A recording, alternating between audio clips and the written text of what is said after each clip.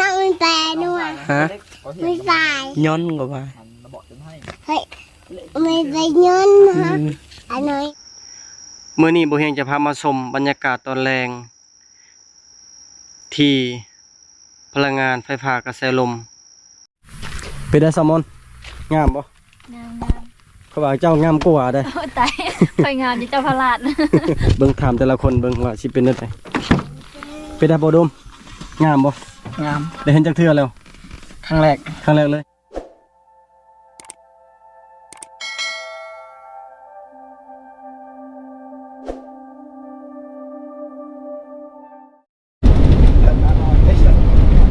สบายดีพี่น้องสบายดีกันยามแรงตอนนี้5 โมงกับ20 กว่านาทีมื้อนี้สิพาเด็กน้อย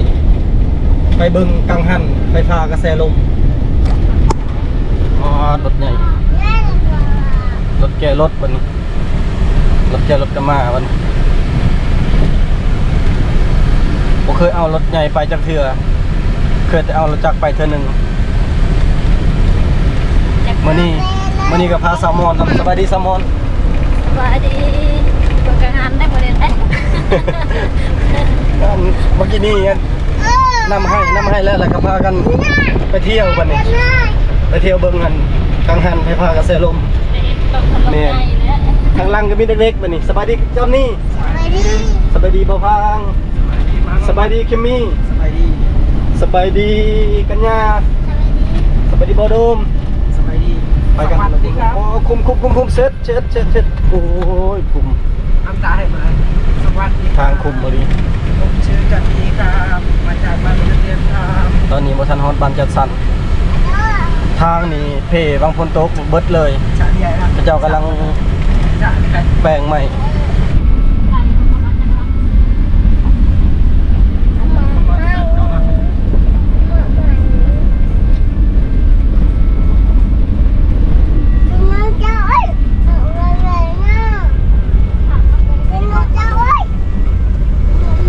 ตอนนี้มาฮอดจุดแคมป์อันนี้บนที่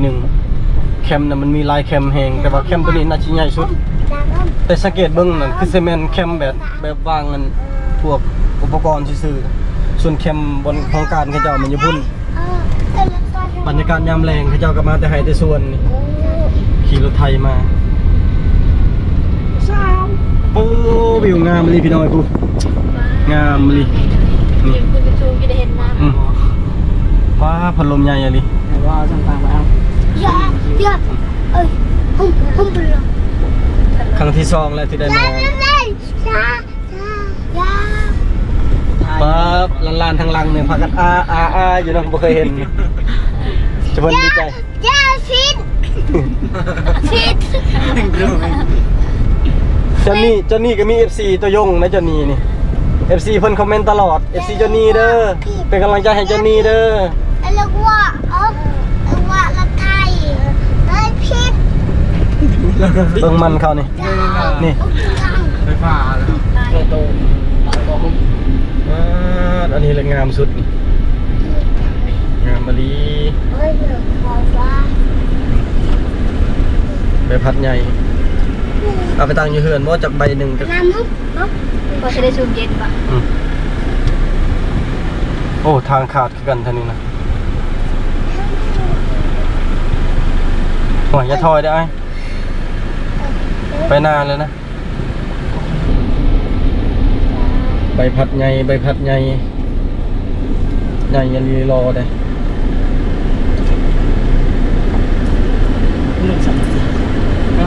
เจ้าทายตอนนั้นเขาอยู่ดักจึงบอกเขาทางเจ้า ฮะ ว่าเจ้าทายลงตอนนั้นหลายคนเม่นว่าอยู่ดักจึง ขออยากจึงข้าเจ้ายังบ่ฮู้ว่าอยู่ซอนนาเขตก็มีเนาะรถนี่ไปก่อน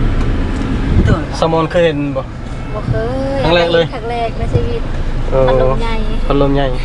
อ้าวบ่จักหน่วยหนึงไปไว เอาใบหนึ่งก็พอแล้ว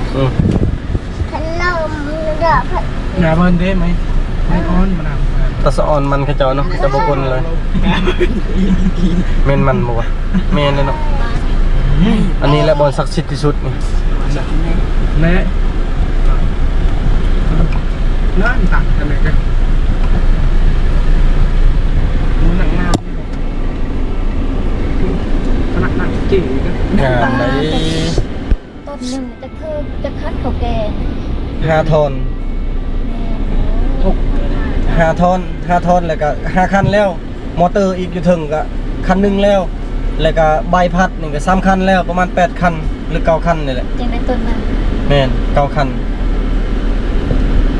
บัดนี้บ่รวมอุปกรณ์นี่เด้อบัดนี้พวกน็อตพวกอิหยังนั่นแต่ก่อนเคยเข้าใจผิดคิดว่าเขาเข้าทางในทางนอกเขาขึ้นไปทางนอกจริงๆเขาเข้าไปในมันมีลิฟต์ อยู่ไหนนะ แม่นมีลิฟต์ถูงามมาเลยเด้ จะมีบางตรงก่อนเขาวางเลย เจอละดังลักเจอไปลำโอ้ยมันจะละดังลักเอ้ยเก่งลักเลยลังนั่นเองพังกำพังนี่ดากินเลย เดี๋ยวก็ในมึงขนาดนี้แล้ว เอ้ยจักอันจักลักแล้ว1 2 3 4 5 6 7แนมไปเดี๋ยวก็7แล้วบนอื่นอีก ก่อนละดังลักแต่ห้ามลักมาดูห้องแล้วเสียงเบลละดังลักที่ สูงเรียรอนี่5คือจะว่า 5บอก5 1 เอ้ย 2 3 4 5จักรอบเลยเขาบอก5เขาอ่ะ 6อะไรนะ6 6บ่คือสิแม่นละ ไปเทน้ำไปน้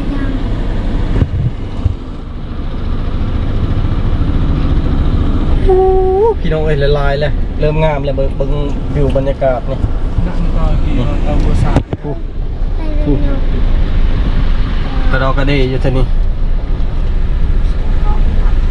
นี่ระดำก็ดังลักครับ อืม นี่ก่อนนั่งดังลักกินต่อตาแม่ จากที่ว่าเป็นภูเวียงมาเป็นแหล่งท่องเที่ยวแล้วบัดนี้ แต่ก่อนนะมีแต่ภูแต่ผ้าเท่านี้มีแต่กระทิงมีสร้าง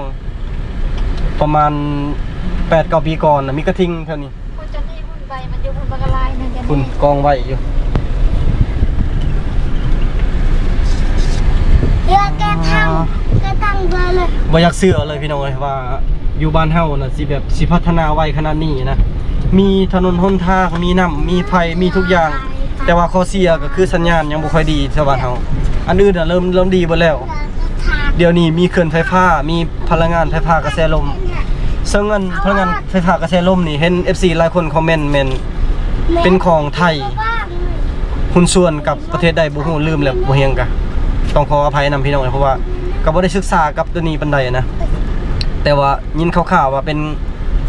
หุ้นส่วนของไทยนำ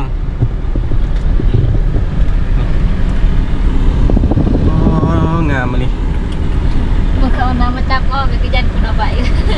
มันโมเมนเขาย่านไปว่าคนเข้าไปลิ้นมันกิ้งมันยังเพื่อความปลอดภัยอะนะ อุ่นจะชรา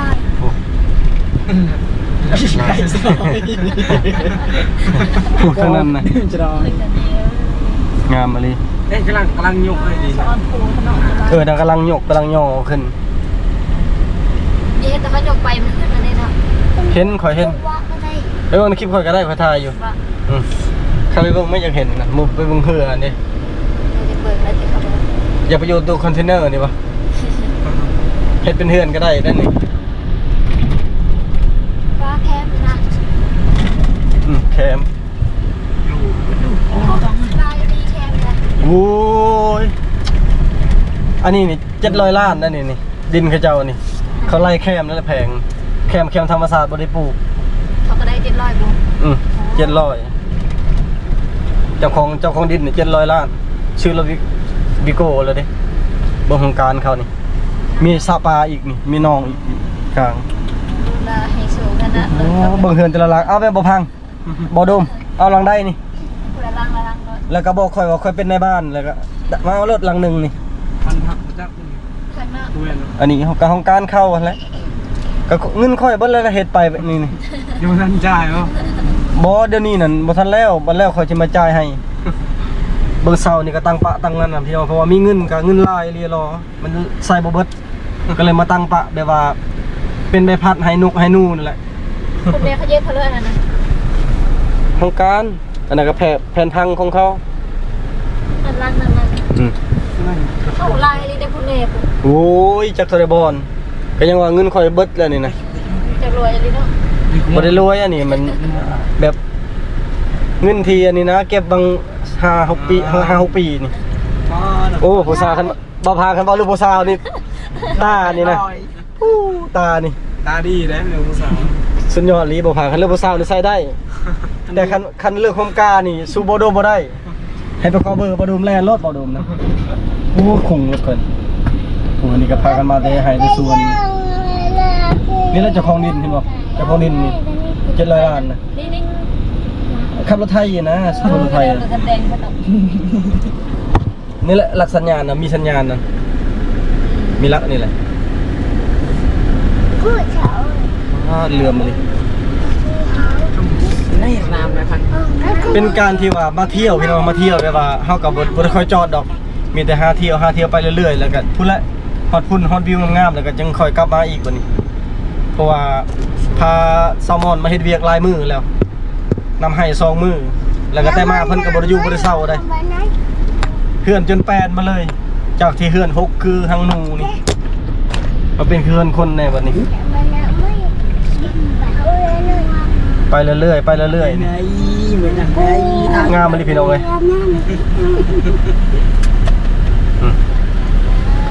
อ๋อได้พัด อันนี้กับโบแพงน้องเห็ดปะอันนี้นะ ต้นละเท่าไหร่อันนี้นะ โบฮู้คือกัน ดีครับดีพออยู่เรื่องดาวกนา ตอนนี้มาฮอดแล้วพี่น้องให้ลองเก็บภาพมุมสูงให้พี่น้องได้เบิ่งก่อน เพราะว่าทั้งหน้ามันจะมีเขื่อนไฟฟ้า ตอนนี้น้ำคือขึ้นเต็มพังแล้ว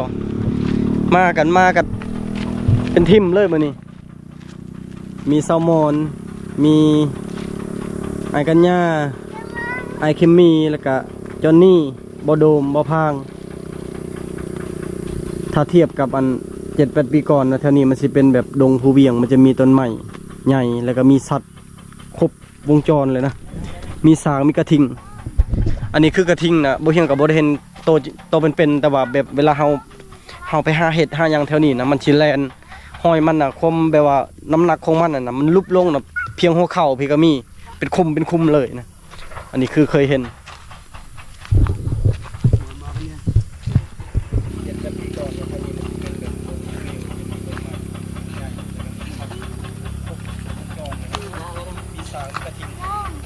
อันนี้คือกระทิงนะพวกยังไม่ได้เห็นโตเป็นๆ ลับเดิมสไลด์ ไปหาเห็ดหาอย่างตัวนี้มันชิ้นแรงห้อยมันน่ะแต่ว่าน้ำหนักของมันน่ะมันลุกลงแบบเพียงหัวเข่า กันหน้าไปโดน เดินไปนะร้อน นั่งแต่นัว ฮะ ไม่ใส่ ย้อนกว่าไป เฮ้ยไม่ได้เงินฮะอันไหนฮะเฮ้ย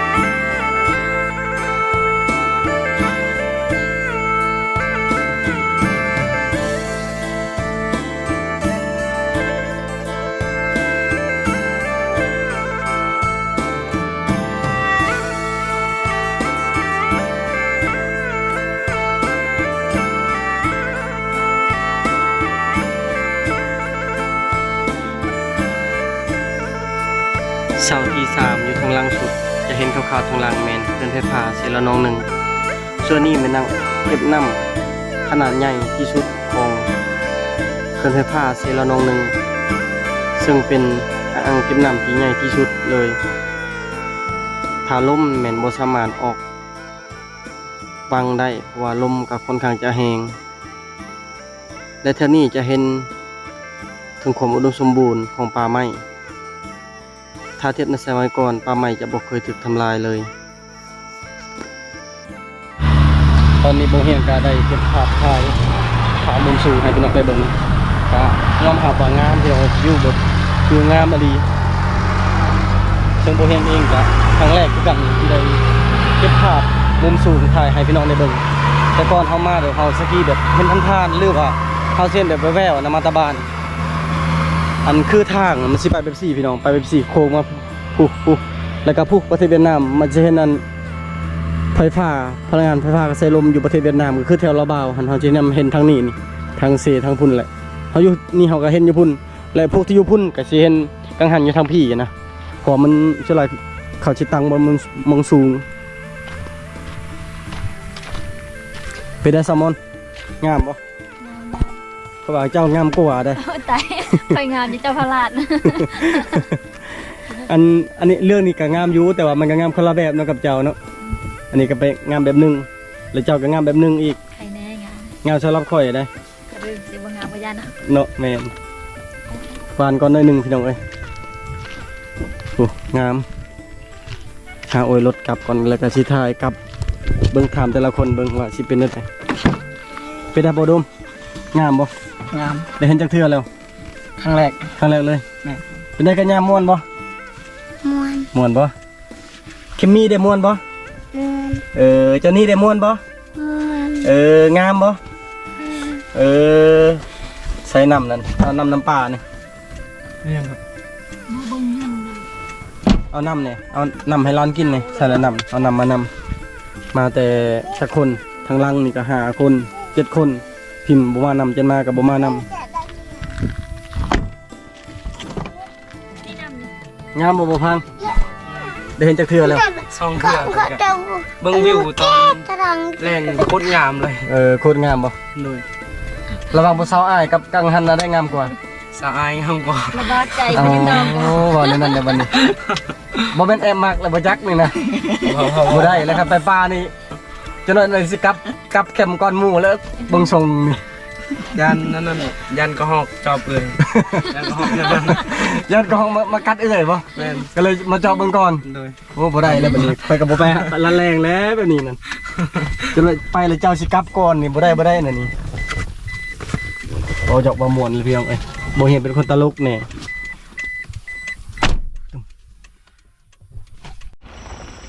แล้วตอนนี้บ่เฮียก็จะถ่ายภาพตอนกลับจะถ่ายบรรยากาศและความสวยงามของธรรมชาติให้เบิ่งอีกเทื่อนึงเพราะว่าเวลากลางเว้นกับเวลาตอนแลงมันจะค่อนข้างตอนแลงงามกว่าเฮาสามารถแนมเห็นภาพได้หลายมุมเพราะว่าบนเขาเจ้าเฮ็ดนี่แม่นสูงแนมไปทางใต้ต่ำลงแนมไปทางเหนือก็ต่ำลง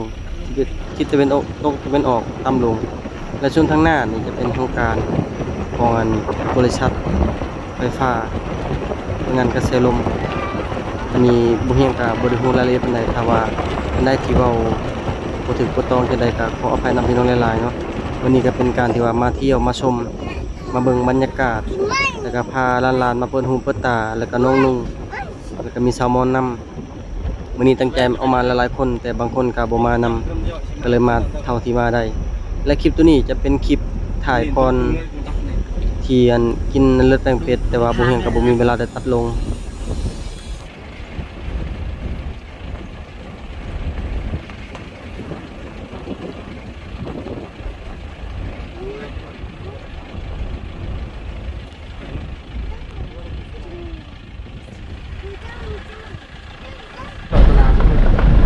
อันนี้คือเขาเจ้าห้ามเข้าเอานำจับกันไว้4 เซน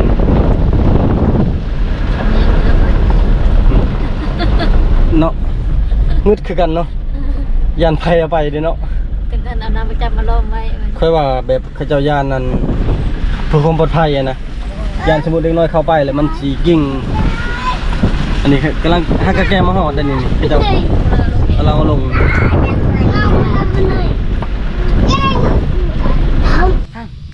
ต้นนี้คือต้นแรกคือเสาแรกแล้วก็อยู่บนสูงสุดคันแล้วตอนนั้นคือสิงามกว่าอยู่บนสูงหันบนภูก็จะเอิ้นว่าภูพีลูกกำพร้านะเป็นบอนมเหสักบอนศักดิ์สิทธิ์ที่สุดคันแล้วอยู่หันเป็นบอนสูงที่สุดกมูลในนี้เลยและซีดเด่นตัวนั้นนะเด่นแบบว่าเห็นเลยแล้วก็จึงมาตัวนี้แต่ว่าตัวนี้เด่นกว่ามูเลยเห็นจะเห็นแบบเห็นชัดเจนเลยแนมมาแต่แกงลีนแนมมาแต่จุดอื่นนะงามพี่น้องนี่มันเป็นบอนติดกับทางเลยเป็นบอนถ่ายรูปเป็นบอนถ่ายวิดีโองามตอนนี้เวลาก็ค่อนข้างจะค่ำแล้ว6 โมงครึ่งสังเกตทางพุ่นจะมีแต่ทรายผู้สลับซับซ้อนก็คือทางแขวงสารวันทางพุ่นนะทางแขวงสารวันไปเลยกายพูนนี้ไปแต่ว่ามันกับไก่พ่อแห้งได้เพื่อสีหอดเฮากะมันอยากบอลบูฮูภาษาเวียดเฮาบูฮูเฮาอยากถามว่าอันที่ไปที่มาของตัวนี้แต่ว่าเฮากะเว้าเวียดค่อนข้างที่บ่ละเอียดปานใดนะก็เลยบ่กล้าเว้านำเพิ่นแล้วท้ายสุดท้ายนี้บ่เฮียงเองก็ขอขอบใจพ่อแม่พี่น้องเบิดทุกคนที่เป็นกำลังแห่งใจให้บ่เฮียงดูมาตลอดบ่ว่าจะเป็นการกดไลค์กดแชร์และคอมเมนต์ให้คำแนะนำทุกอย่างจนมาฮอดวันนี้และก็ขอบใจพ่อพางที่จับภาพให้บ่เฮียงภาพงามๆให้พี่น้องได้เบิ่งส่วนนี้ก็เป็นอีกแคมป์บอนหนึ่งที่ว่าเขาเจ้าบอนไว้เครื่องของแล้วอันใดก็ให้เป็นภาพบรรยายให้พี่น้องได้เบิ่งเองเพราะบ่เฮียงกับบทฮู้รายละเอียดเรื่องนี้แต่มื้อนี้ก็คือตั้งใจอยากให้น้องนุ่งอยากให้ลูกหลานได้เห็นเก็บน้ำเลยนะเก็บน้ำเลยนะจะถ่ายเอาไปเมื่อกี้เนี่ย โอ้ยนั่นแล้ว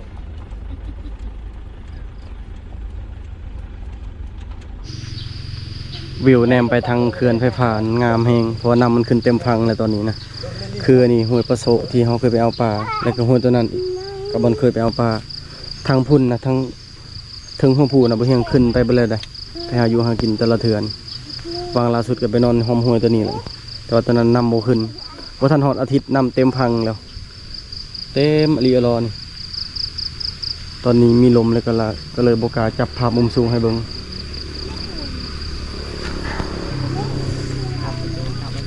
ระวังไม่สมอนขันลงไปทางนั้นเช่นผู้เบารอได้เบิ่งดินเจือนอยู่นี่ดินแตก ก็คอยเบาๆนึงไม่เจอนะ ไหลไปพุ่นเลยบ่ยันเจ้าหนักจักโลจันนะ 43 โล 43เกือบ2 เท่าของข่อยเนาะข่อย60ปลาย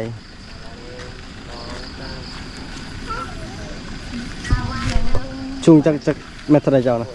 จักเบ้อจักเท่าเลยมีเกินเป็น50เด้อ บ่เกินนั้นบ่อันคันว่าสัตว์นี่ก็มันอยู่ประเภทที่2แหละ เทียบชัดๆโดด เอาสมมุติว่าเป็นแลนด์เป็นหยังเนาะมันแบบบ่มีราคาปานใดอะนะแต่ว่าคนแบบแฮงน้อยแฮงราคาแพงเนาะ แนวมาแล้ว แล้วตามอายุบ่ แล้วจะมาอยู่ได้ สมอนจักปี เขา ก็ ได้อะไรตามน้ำหนักได้ สมอนจักปี 33 ปี 33เลข3เลขอันนั้นเลขอิหยังก็แมงมุม33 เอาเล็กงามได้ เลขงาม33เนาะปีหน้าก็เป็นเลขกว้างเด็กๆก็จะกลับแล้วโอ้ยเจ้านี้เอ้ยเจ้าคือดื้อค่ะแต่เจ้านี้ลงมาลูกมาลงมา เป็นรถไปติดกัน นายกอ๋อ ทางนั้นกับเมืองสิโปนเป็นบริษัทซันพิเปอร์ทางนั้นคะแนนไปนะอันนี้บางส่วนเขาก็คือสิเป็นซึ่งนี่และบางส่วนเขาแต่ว่าเขาไปผู้โค้งไปทางเวียดนามหมดเลย โค้งไปนะคนรัดซื้อได้คือสิดี ต้นโพนึงนั่นน่ะ ถือว่ามื้อนี้กุ๊กให้อันนี้ก็กุ๊กให้นี่ เป็นงามกว่า เนี่ยถือว่ามื้อนี้เขาก็ได้เห็นอีกมุมหนึ่งนะก็คือมุมสูงแต่ก่อนเขาเช่นแบบขั้นตอนแรกก็เขาแก่มาก็ค่าก็เห็นนั่นแหละเขาแก่ที่บุเฮงไทย EP แรกนะและ EP ที่2ก็ไปกับบ่เดือนมันนั่นก็เห็นผ่านๆและ EP ที่3มื้อนี้เกี่ยวกับการกังหันเขาก็ ถ่ายภาพมุมสูงให้เบิ่งเดี๋ยวมื้อหน้าถ้ามีข้อมูลละเอียดและบ่เฮงจะถ่ายอีกเทื่อนึงให้เบิ่งรถอัดประตู